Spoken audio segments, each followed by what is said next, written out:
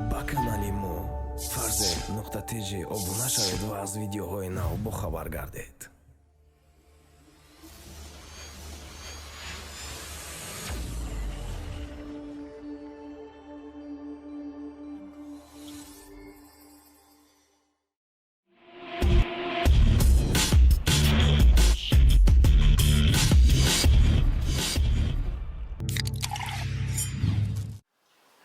ассалому алайкум дӯстони азиз, мухлисони барномаи вохӯрӣ.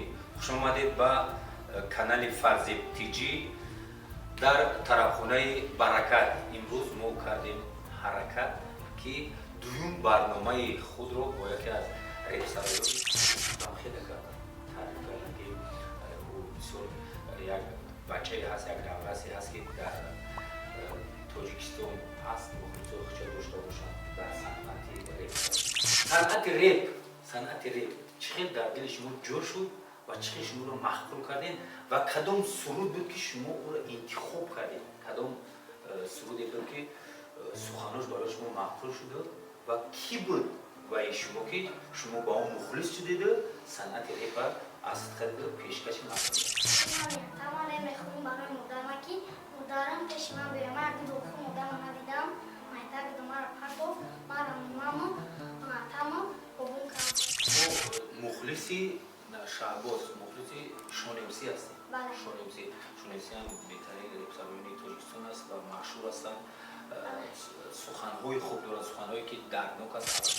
Модар шумо дар қайди ҳаёт нест? Не. Нест дар қайди ҳаёт? Надидам маву, ман майда будам охир, мара партов, мара мо кам кардам, манам дидам навози ончина модарма. Зиндай, мутагам ман намефурам. Тамам яке беҳ чики ман намефурам. Мара дилм даргир гирифт. Ягум расм шадим, ягум сурат чарина худм айдаки да намефаҳмид ки тар партов такин дорад.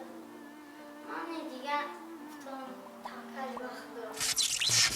Мешавад ки рафта суратои модарҷона тамошо кунем ва рафта даъват кунем ба як суруди ба тариқи ба реп хонем ё бигӯям ман модари хидмат пайдо кардам. Мешавад ки дар зиндагӣ ҳамвақт модар фарзандои худшонро мебахшад. Метавонед ки шумо модари худро бибахшед? Гам модаро мегӯянд ки модар ажика ҳарф занад. Ман хеле чикам, ман мегӯям духтар намефаҳмам хатам чикам. дар мусулмонӣ мо як гап аст ки падар модар агар хуб ҳам бошанд, хуббонӣ кардан Мекунем, умони шуморо дастгирӣ мекунем. канали Farz TG шуморо чӣ дастгирӣ кунад? мухлисӣ кунад? шумо чӣ дастгирӣ? Чаҷон, аёнтонам беморам, зиндаки мерафтам. Худо ки да бузоша безорам. Дуя айтава чава, ай бачаҷонам, ай дарс кадем. ки спонсорӣ мекунад? Мара сарпарастӣ? сарпарастӣ ки одина, кари хонҷон. Кари хонҷон? хоҷон Неъматов. Хонҷон оиладор нашид зан нагирифт? Неъматов. биёя бугам 2000 ҷамъ кардестем бугам занаш метем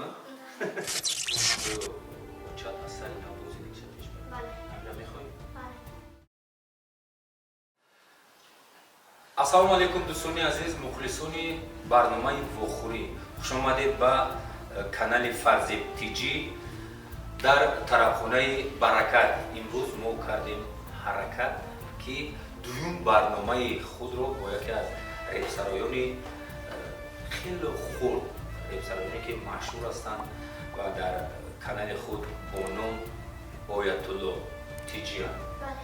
Оятулло TG ном гирифтанд ва нафароне ҳастанд ки ӯро дастгирӣ мекунанд ва мухлиси ӯ ҳастанд ва сурудҳои аламии ӯро гӯш мекунанд ва мухлисӣ мекунанд барои ӯ.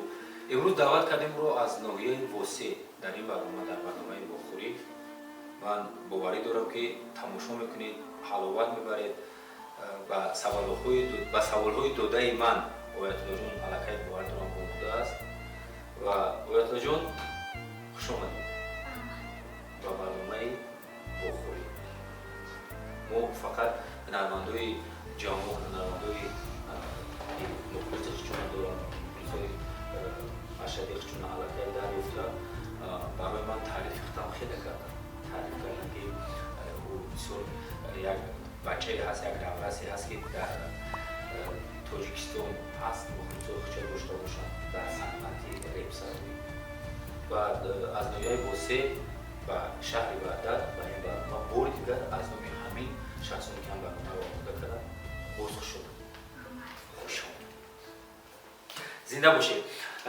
صنعت ریپ چقدر در دل شما جا شد و چقدر شما رو محقول کردین و کدام سرود بود که شما او رو انتخاب کردین؟ کدام سرودی بود که سخناش برای شما محقول شده و کی بود و شما که شما با اون مخلص شدید صنعت ریپ از خود پیشکش مردم برد؟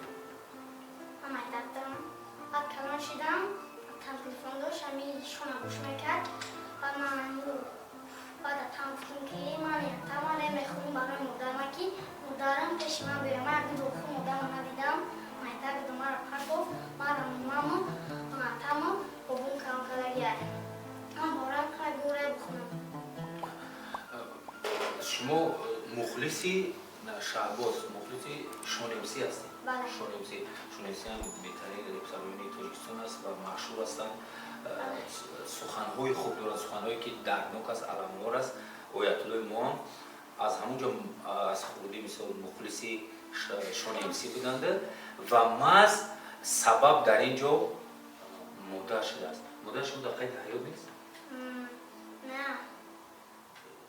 نیست در قید حیات؟ نه دیماغو من مکتب دماغی من پرتوف من ما کم کردم منم دماغی اونچنا بودم زنده متنم من نمیدونم.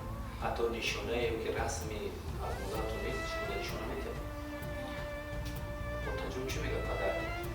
تام میگه که تام میگه که به چیکو من نمیفرام من دیدم در یه دیوخ من دیدم در بابامو در ماما تام نکه چی میگه او تا چیکار کنی؟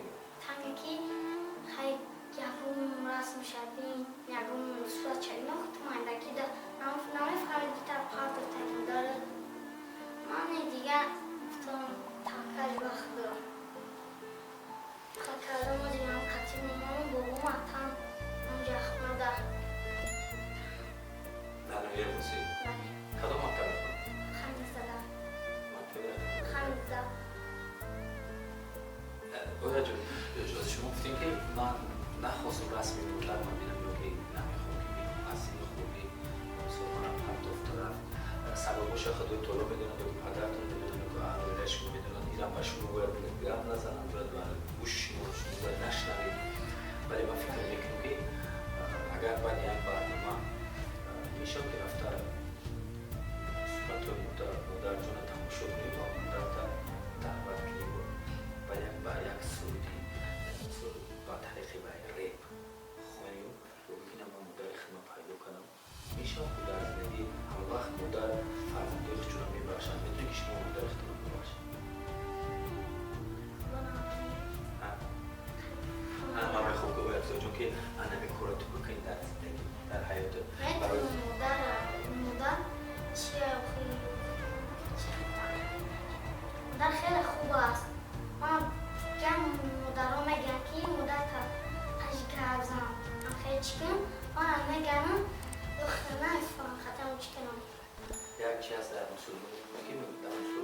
مسلمانی ما هست یک وقتی دو درجه تا کسی که پنج هستی کلون هستی نهارتی مثل خوب هستی نهارتی هستی که علاقه صنعت از خود کردگی گوی سخنهای خوب میگوی آیت‌الله جون یک وقت هست که هر کسی کار پیش بوده نمیتونن اصلی خودی اگر شما با مادرتون خیلی دوست دارید عزت احترام کنید و در همین سن سال من میدونم که خودی ندیده میشه این خیلی کنید در مسلمانی ما یک هست که پدر و مادر اگر خوب هم باشن خوبانی کنن فهمیدید باید دوست داشتن نبود هیچ گاه ندارن میگن که مادر ریزا خدا ریزا ایشالا در کس کنید تو برکت زیاد میشه هر کس باید جایی باید خیچه دارم ما باردم که بعد این برنامه که تو را مردم تماشا میکنن میبینن ایشالا بعد این برنامه با مادر جان تا دعوت میکنی با یک سرودی ریپ میسرایی در همین کانال فرض اکتیجیو که در کانال شده پلیزو تماشا میکنن همین کار میشه آدم و آدم میده که مادر جان دید کو یک سرود از زمزمه که تو چی خوندی؟ گفتن یک سرود برای مادر خوندگی. چی خدای خوندی؟ با طریق ریپ چی خیلی بودن؟ چی خیلی خوندی که گوش کنیم آمون؟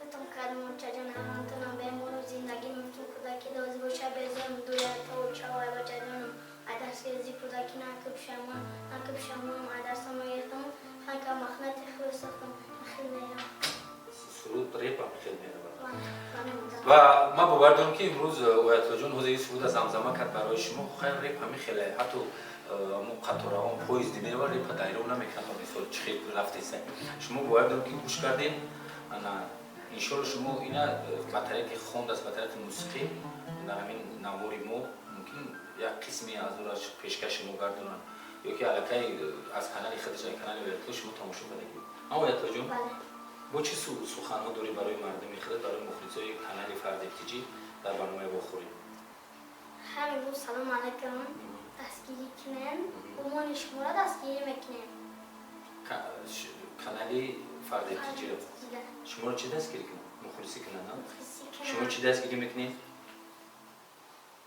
ما یکمون مخی با یکمون چی برای درد دل مردم یکمون چیزی با سرودهای خوب یا ریپ خوب مثلا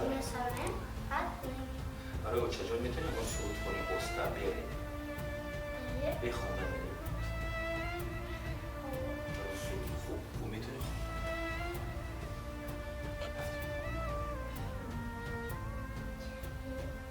خوب از امیری پیلک خوب امیری بخوندی میتونیم به اوستا کنیم رفتی؟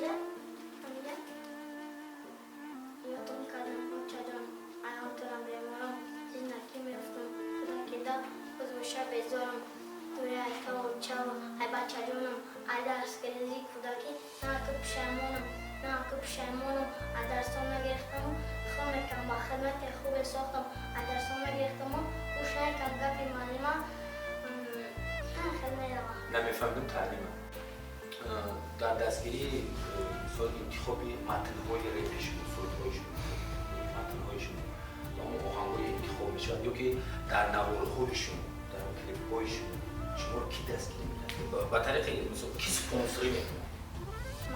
سرپرستی سرپرستی که دینا کاری خونجان نعمت اکا دینا که دینا